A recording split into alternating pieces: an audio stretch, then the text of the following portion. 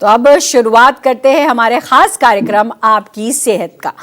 आज बात एक ऐसी बीमारी की जिसका नाम सुनते ही दुनिया भर के स्वास्थ्य विभाग सतर्क हो जाते हैं। हम बात कर रहे हैं इबोला वायरस की। इबोला एक बेहद खतरनाक वायरल बीमारी है जो इंसानों और जानवरों दोनों को संक्रमित करती है। यह वायरस पहली बार कांगो में पाया गया था और इसका नाम इबोला नदी के नाम पर रखा गया। इबोला वायरस के कांगो और युगांडा में सबसे ज्यादा मामले सामने आए हैं। इस वायरस से अब तक 87 से ज्यादा लोगों की मौत हो चुकी है। यह बीमारी शरीर में गंभीर संक्रमण पैदा करती है और कई मामलों में जानलेवा साबित होती है। हाल के दिनों में इसके एक दुर्लभ स्ट्रेन को लेकर WHO ने अलर्ट जारी किया है।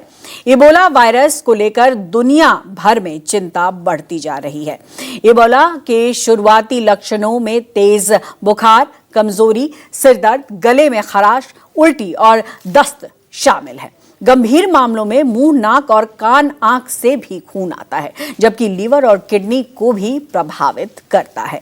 इस बीमारी के लक्षण और बचाव के क्या तरीके हैं और क्या-क्या है सावधानी, इसको आज हम अपने विशेषज्ञों के साथ विस्तार से चर्चा करेंगे। आज हमारे साथ दो खास मेहमान हैं, डॉक्टर DK गुप्ता जो चेयरमैन है फेलिक्स अस्पताल के और doctor Navneet Arora senior consultant है पारस हॉस्पिटल से। आप दोनों का बहुत बहुत स्वागत है। और सबसे पहले मैं डॉक्टर DK गुप्ता आपका रुख करूंगी और सवाल ये कि कोविड के बाद दुनिया में जब भी किसी वायरस का जिक्र होता है तो खौफ अपने आप पैदा हो जाती है, और ऐसे में इबोला वायरस का जब नाम लिया जा रहा है तो क्या ये अफ्रीकी देशों तक सीमित रह जाएगा या इसका असर भारत के भी बड़े समुदाय यानी पॉपुलेशन पर पड़ सकता है?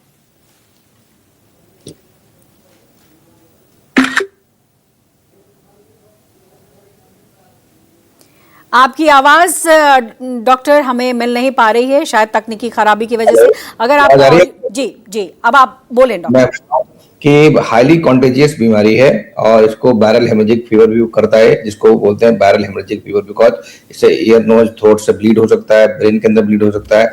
तो ये सीरियस बीमारी है। पर एक अच्छी बात क्या है, जैसे कोविड था वो एयरबॉर्न डिजीज थी, ये एयरबॉर्न डिजीज नहीं है, कॉन्टेक्ट से फैलती है, उतना कॉन्टेजियस नहीं जैसा एयरबॉर्न डिजीज कोविड था। तो भारत में होना ये बहुत लंबी चर्चा की बात है, बट डेफिनेटली सरकार जो हमारी है वो बहुत सारे प्रिकॉशंस ले रही है। जो एयरपोर्ट में जो स्क्रीनिंग प्रोग्राम्स हैं वो चालू हो चुके हैं। जो बाहर से लोग आ रहे हैं इन कंट्री से, जहाँ पे इन्फेक्टेड कंट्री जो पेशेंट्स हैं, वहां से उन लोगों की सघन जांच हो रही है, उनको स्क्रीनिंग करी जा रही है। कुछ लोग भर्ती भी हुए हैं, बट अभी तक जितने लोग आए हैं भर्ती हुए सब निगेटिव हुए हैं।